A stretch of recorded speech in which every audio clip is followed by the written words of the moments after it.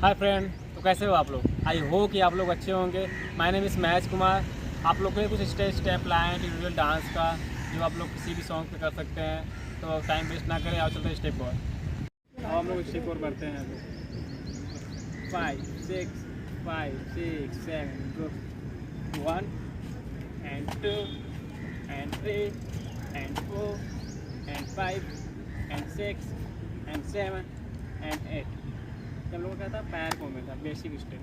हम लोग इसमें क्या करेंगे, हम हैंड साथ करेंगे। 5 6 7 गो। 1 and 2 and 3 and 4 and 5 and 6 and 7 and 8। Guys क्या रहेगा ऐसा वाला लोग का हैंड का movement. Right hand, left hand, right पैर किक। हमें इसका हम लोग करेंगे, पैर लेफ्ट लेंगे, राइट हैंड ओपन करेंगे, लेफ्ट हैंड साइड में रखेंगे। 2, फिर राइट हैंड, लेफ्ट हैंड, 3 4 5 6 7 8। हम लोग को क्या था कि हैंड के साथ भी बताएं, पैर के साथ बताएं। हम लोग क्या करेंगे, थोड़ा सा फास्ट करते हैं हम लोग। 5 6 7 गो। 1 2 3 4 5 6 7 8। इसके तो कुछ वेरिएशन लाए हैं जो हम लोग आपको अभी करके दिखाने आ रहे हैं। तो आप करते हैं 5 6 7 गो।